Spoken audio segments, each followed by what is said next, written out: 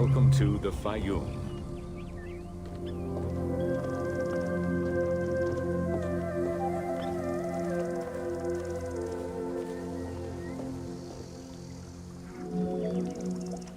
The Faiyum Oasis is an enormous basin in the western desert that formed from the Nile's overflow.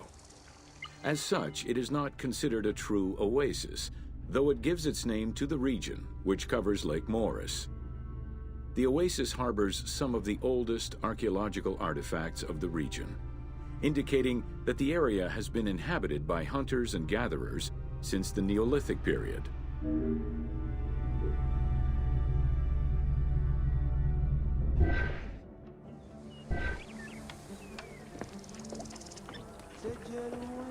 Here!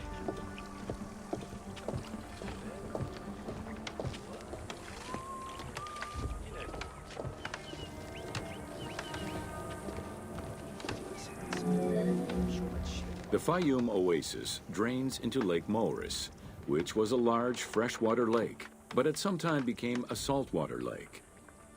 In the 12th dynasty, ancient Egyptians redirected the water flow with a dam and dug a supply canal using the lake as their reservoir. Irrigation enabled them to continue growing crops of figs, grapes, and olives year-round.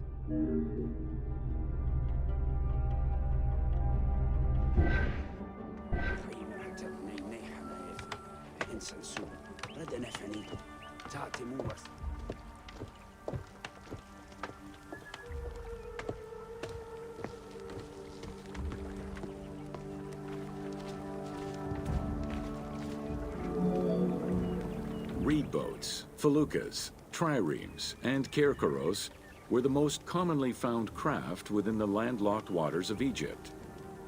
They were used for various purposes, ranging from daily fishing, trade, warfare, and travel, to the ferrying of massive stone blocks used to build the great monuments of Egypt.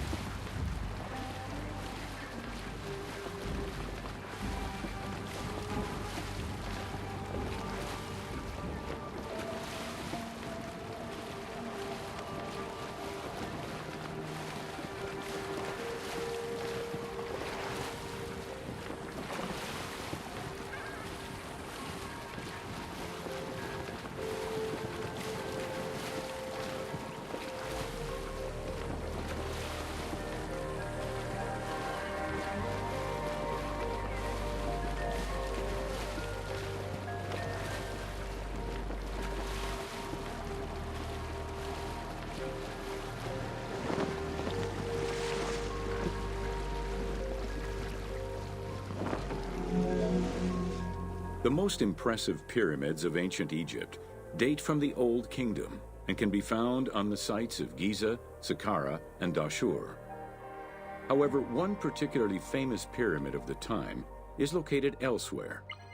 During the Middle Kingdom, some pharaohs chose the Faiyum as their final resting place. One such ruler was Amenemhat III. His pyramid left a mark on the imagination of antique chroniclers. They referred to it as the Labyrinth, mostly due to the vast mortuary temple complex at the foot of the pyramid. Herodotus mentioned that he had visited 12 courts and over 3,000 of its chambers. But he was also well known for being prone to hyperbole.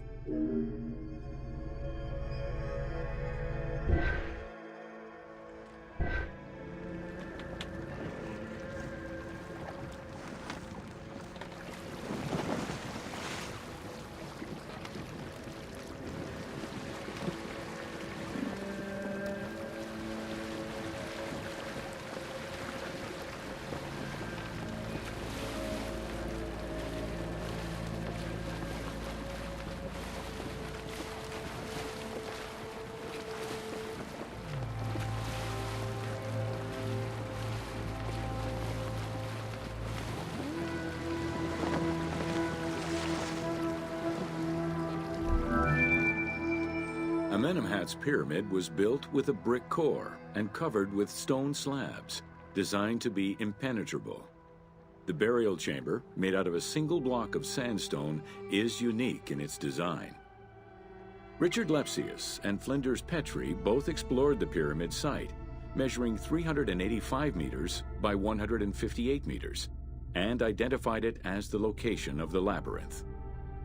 Their research conditions were difficult, as most of the site had been submerged by the nearby canal.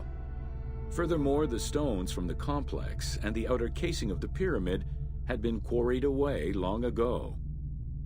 Ubisoft decided to give life back to this lost monument and the many crypts that were said to be devoted to the sacred crocodile god, Sobek.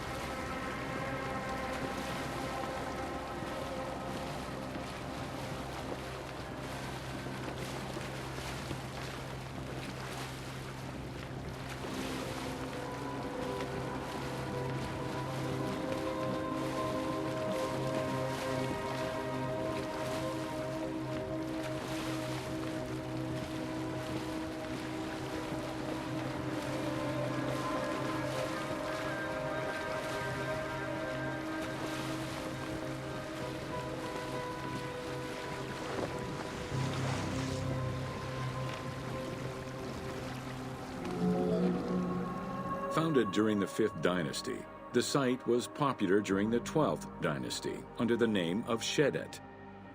During the Ptolemaic era, the metropolis was named Krokodilopolis by the Greeks, in honor of the crocodile god Sobek. During the Greco-Roman era, the Cleruks, soldiers of the Ptolemies, settled there after their military service and expanded the irrigation systems. Irrigation and water distribution tripled the arable land and turned the city into a lush and rich area. 27,000 inhabitants lived in its precinct at its height. The city's location was strategic in controlling the many small waterways connecting to the main canal, and thus the Nile.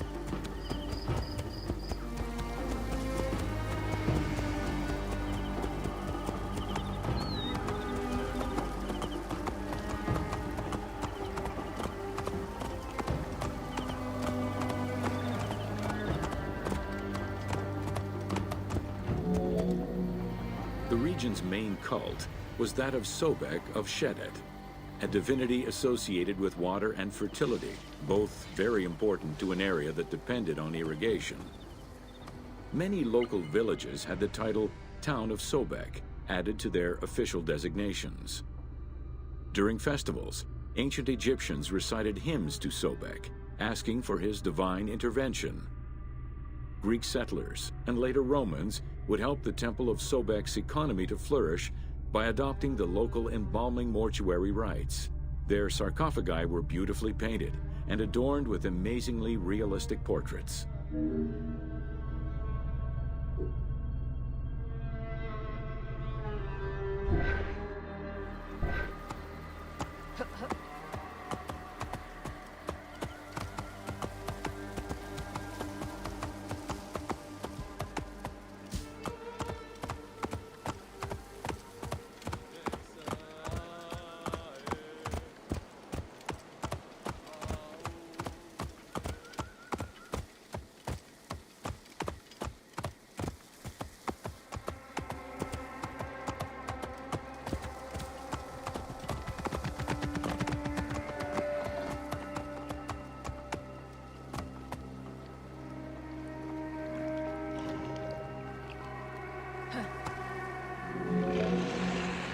Very similar to the cult of the Apis bull in Memphis, a living crocodile was worshipped within the precinct of Krokodilopolis' main temple.